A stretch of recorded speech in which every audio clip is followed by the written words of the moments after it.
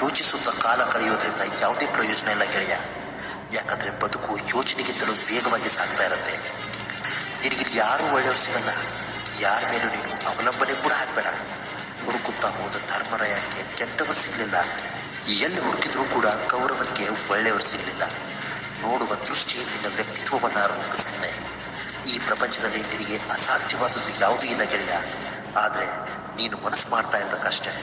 ನೀನು ಮನಸ್ಸು ಮಾಡದೇ ಇದ್ದರೆ ಜಗತ್ತಿನಲ್ಲಿ ಎಲ್ಲವೂ ಕೂಡ ಅಸಾಧ್ಯವಾಗಿ ನಿನಗೆ ಕಾಣಿಸುತ್ತೆ. ಗೆಲ್ಲುತ್ತಾ ಹೋಗುವವನು ಇತಿಹಾಸವನ್ನು ಸೃಷ್ಟಿ ಮಾಡ್ತಾನೆ, ಸೋತು ಸೋತು ಗೆಲ್ಲುವವನು ಇತಿಹಾಸವನ್ನೇ ಬದಲಿಸ್ತಾನೆ. ನದಿಗಳು ಯಾವತ್ತೂ ಮುಂದಕ್ಕೆ ಸಾಗತ್ತೆ ಹೊರತು ಹಿಂದೆ ಸರಿಯೋದಿಲ್ಲ ಗೆಳೆಯ. ನಿನ್ನ ಜೀವನವನ್ನು ಕೂಡ ಕಳೆದು ಹೋದ ಘಟನೆ ಬಗ್ಗೆ ಯಾವತ್ತೂ ಚಿಂತಿಸದೆ ಮುಂದೆ ಸಾಗ್ತಾ ಇರಬೇಕು. ನೀನು ಗೆಲ್ಲೋದನ್ನು ಯಾರ ಕೈಯಿಂದಲೂ ತಡೆಯೋದಕ್ಕಾಗಲ್ಲ. ಈ ದುನಿಯಾದಲ್ಲಿ ನಿನಗೆ ಅಸಾಧ್ಯವಾದದ್ದು ಯಾವುದೂ ಇಲ್ಲ. ಯಾರ ಬಗ್ಗೆ ಚಿಂತಿಸ್ಕೊಳ್ತಾ ಇದೆಯಾ? ಅವ್ರು ನನ್ನವರು, ಇವರು ನನ್ನವರು ಅನ್ನೋದನ್ನು ಮೊದಲು ಬಿಟ್ಬಿಡು. ಈ ಜೀವನದಲ್ಲಿ ಯಾರಿಗೂ ಆಗಲ್ಲ. ನಿನ್ನ ಜೀವನದಲ್ಲಿ ಬದಲಾವಣೆ ಅನ್ನೋದು ಅನಿವಾರ್ಯ ಗೆಳೆಯ. ಧ್ಯಾನ ಮಾಡು, ಶುದ್ಧವಾಗಿ ಬದುಕು, ಸುಮ್ಮನಿದ್ದು ಬಿಡು. ನಿನ್ನ ಕೆಲಸವನ್ನು ನೀನು ಪ್ರಾಮಾಣಿಕತೆಯಿಂದ ಮಾಡು.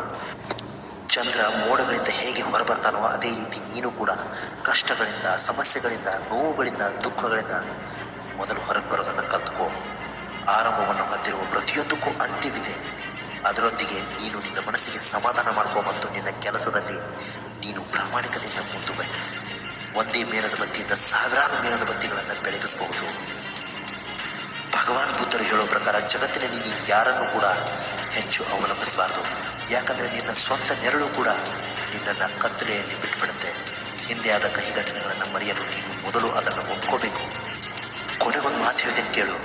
ನಿನಗಾಗಿ ನೀನು ಬದುಕು, ನಿನ್ನ ಬಾಳಿಗೆ ನೀನು ದೀಪವಾಗು, ನಿನಗೆ ನೀನು ಸ್ವಂತ ಆಶ್ರಯವಾಗಿರು. ಬೇರೆ ಯಾರನ್ನು ಹುಡುಕಬೇಡ, ಯಾರ ಮೇಲೂ ನಂಬಿಕೆ ಇಡಬೇಡ. ನಮಸ್ಕಾರ, ಎಲ್ರಿಗೂ ಒಳ್ಳೆಯದಾಗ.